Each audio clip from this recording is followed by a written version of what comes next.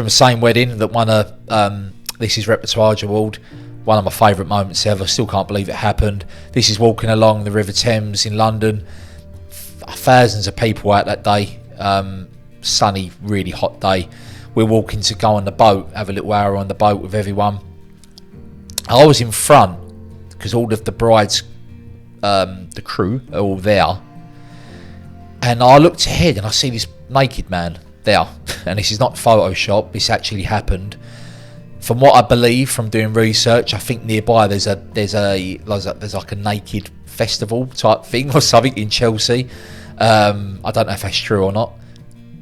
But as soon as I see him, I thought, I've got to capture this. I didn't really want to get it captured from the front because I probably would be banned on social media if I showed the front part. You know what I'm on about. So I thought, but what would be better storytelling is having the bride included in this shot and their reaction, and it was just, I couldn't have got it any better. You know, if I'd used an 85mm, it would have been, you know, mate, I could have cropped an 85mm where I'm standing. I could have done a very creative photo and done waist down, showing the man's bum cheeks there, and a bride's dress, and then it's a storytelling photo, isn't it? But I love that I've done a 35mm shot because it gets their reaction. You've got the bride shocked, another shocked face, laughing, the bridesmaid here looking back thinking, is that actually just happened?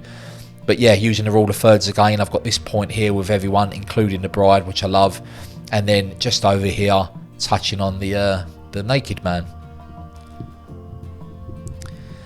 Yeah, this was the same wedding, Repertoire Award.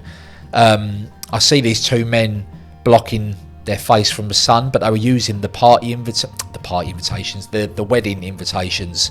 So I thought, that's a really nice moment, because everyone just takes a photo of a wedding invitation sitting on the chair, typically, and it's really boring. So I thought, if I can actually get one live, so I see it happening, I went right in close, and again, using the rule of thirds, 35mm, you got that man there, but luckily that man, you can see the side of his face, you can see the shadows coming over while they're doing it. You can then also see Matt and Matilda's name on the wedding invitation, so it tells a story of whose wedding it was. So yeah, love that photo. Next one here, another wedding in London. The dog was the star of this show. I got so many dog photos in frame with the bride and groom, and they just had their first kiss, I think, and lovely big smiles. And I just kept watching the dog, and I was really lucky. I got this photo moment of him. It looked like, you know, he's trying to get to him, but it's his paws. He looks really cute. But I naturally already had that in position. I didn't move position. All I had to do was raise my camera, and the rule of thirds was in place. I've done no cropping on this photo. So yeah, absolutely love that one. This from years ago. This is when I used to use off-camera flash a little bit more. I don't really use it as much anymore, but when I look at photos like this, I think maybe use it a bit more. So I have one off-camera flash over here and one over here. I got in really close with a 35mm, and I wanted the bride and groom in shot here, but I wanted them out of focus, and I wanted to focus on people's reactions, having a good time behind. And I just love the way that lady there is on the left upper point of the rule of thirds, really smiling, really in focus. And then you come over to here, the bride and groom telling the story. You can see the wedding dress as well. It's not too cropped where you can't see it's not a wedding dress. So yeah, really love that one. This was 2024, one of my first weddings of the year in Essex. They had like a Mexican type band walking around, and I love my music, so I naturally just got close to these lads playing the guitar and that, and I got a few save shots, but after that I wanted to get storytelling photos, so I just literally purposely shadowed one of the guitar players to get him in frame to show the story, but I wanted people's reactions, and that's what 95% of the time I use the rule of thirds for. It's to tell a story within a story, and you can do that as well if you use the rule of thirds correctly. This is the groom's mum, and I just love her laughing and smiling, sort of pointing at the hand leading to this man, saying, oh, this is really cool, blah blah blah. But yeah, it's simple, but it works.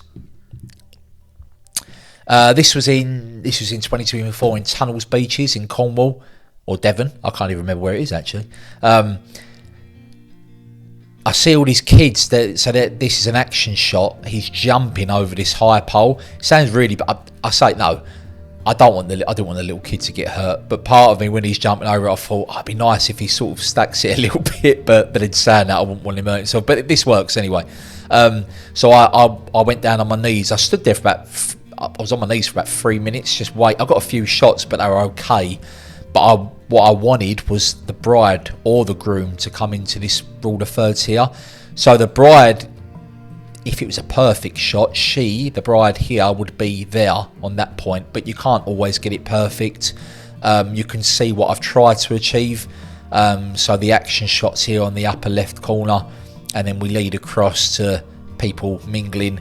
You've got the man here, and you can sort of, your eyes will lead along to where the bride is. I mean, she pops out anyway because of her beautiful dress, you know. But yeah, so that's that one.